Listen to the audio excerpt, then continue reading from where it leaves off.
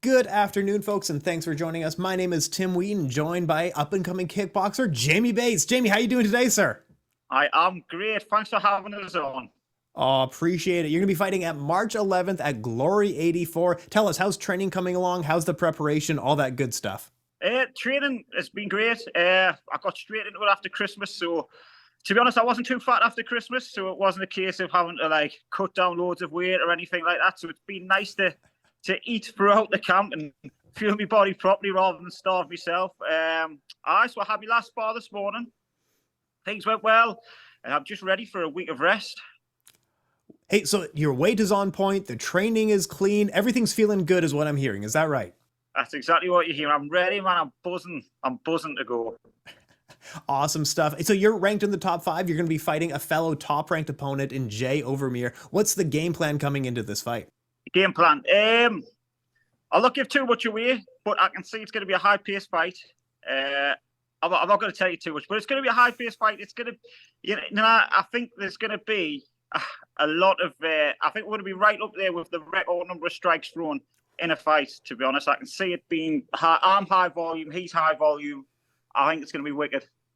Oh man, we are excited for it. It's going to be the most exciting fight on the card, and it's in one of the better divisions as well. The welterweight division in Glory is cooking. There's so many good fighters there.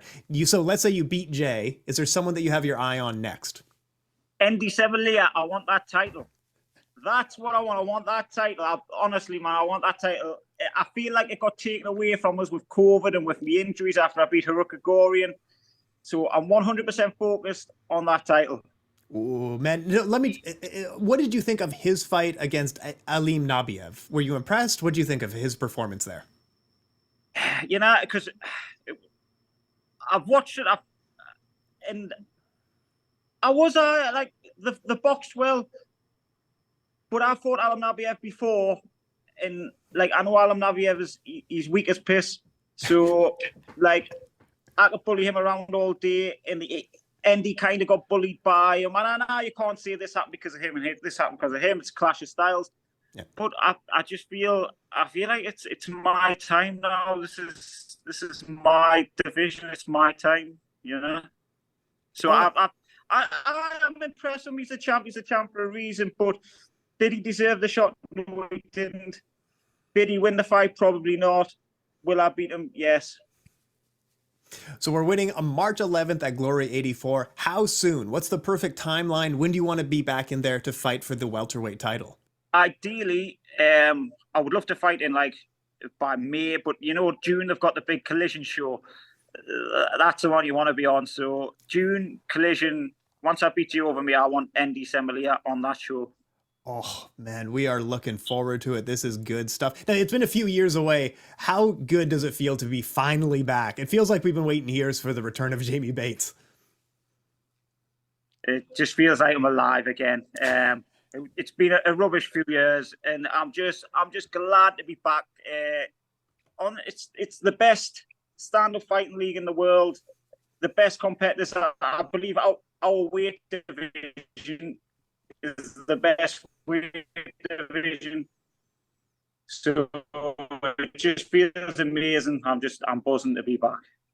Man, it is awesome stuff. Now, a lot of people may have not seen you fight as they just got into Glory Kickboxing in the last few years. But let's get to know you a little bit more. You started combat sports, I read, at the age of 4. Is that true? I was in, I've been going a while now.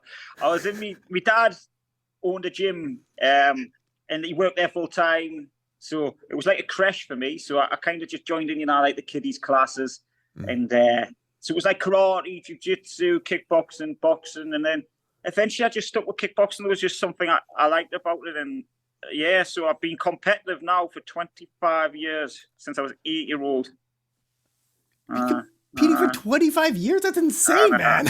Let's not tell everybody my age, right? Let's not tell everybody. But I know I don't look it. But have I? So I'm not doing too bad. My nose is relatively straight. Yeah, it's not too wonky. Like a couple of scars, so not too bad. Man, that's awesome. And outside of kickboxing, you're into falconry. Is that correct? I was until COVID hit. and then unfortunately the place where I was working got shut down. So, Oh, but I was a full-time falconer. When I left school, I was like, we were eagles, falcons, owls, doing pest control with them, doing shows with them, stuff like that. But now I work as a full-time personal trainer outside of fighting. So, but yes, I was a full-time falconer. It's Man. like, one day we might have an eagle fly down into the ring with a belt. Oh, how cool would that be, man? So I moved to the UK just a couple awesome. years ago, and I didn't realize how big like falconry, bird watching, it's a really big thing here. It's not like a hobby for people. It's a lifestyle for people here.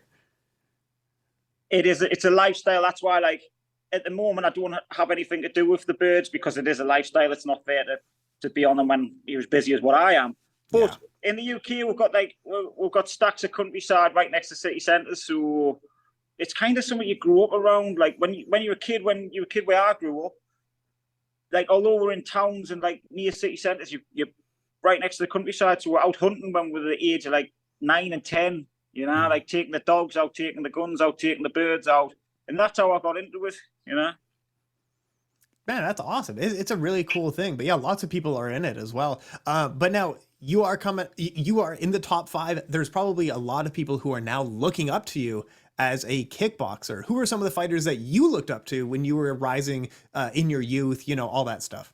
As I was coming up, like it was all like the rear was Peter Rutz and Esto Hoosts, Andy Sauer, Mike Zambidis, like I could go on, like go draw, like Bada Hari, like era, like just watching the highlight reels on YouTube and going through for hours and hours, and that's how I fell in love with the sport, the OK1 days, Oh man, it was unforgettable. Guys like Peter Arts, but Mike Zambidis. Is it crazy to think that Mike Zambidis was fighting at heavyweight and he's like half your size?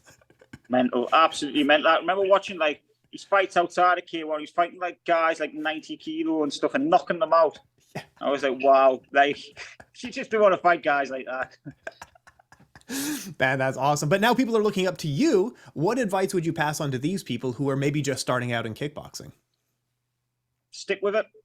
Stick with it. It's an amazing sport to take you around the world. You get to see new things, new experiences, and stay with it because there is a future in kickboxing. There's a massive future in it for you. So just keep going. Like I'm from a small town, a small village with poverty.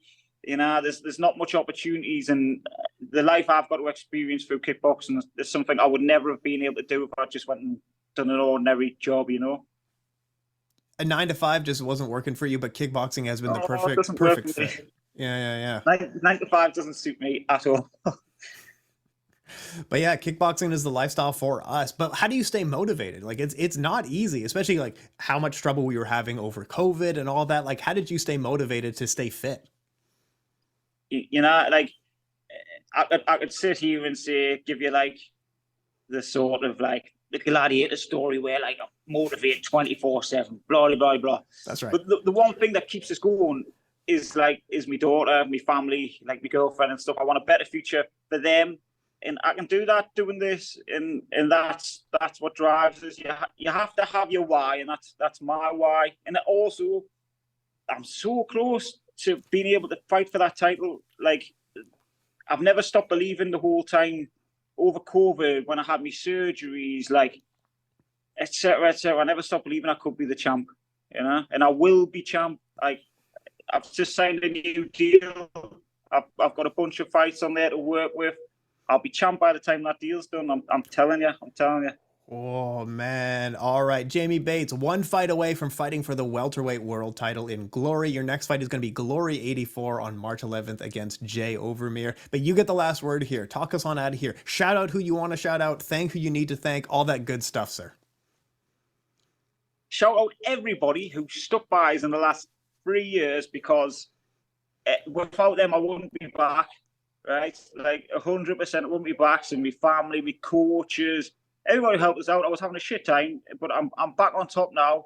And shout out to the Glory fans who are going to win out on Glory 84. Make sure you've got your ticket. Make sure you've got your pay-per-view. This is going to be the fight of the night. It's the biggest fight in the welterweight division at the minute. So make sure you tune in. Awesome. Thank you so much for your time, sir. Best of luck.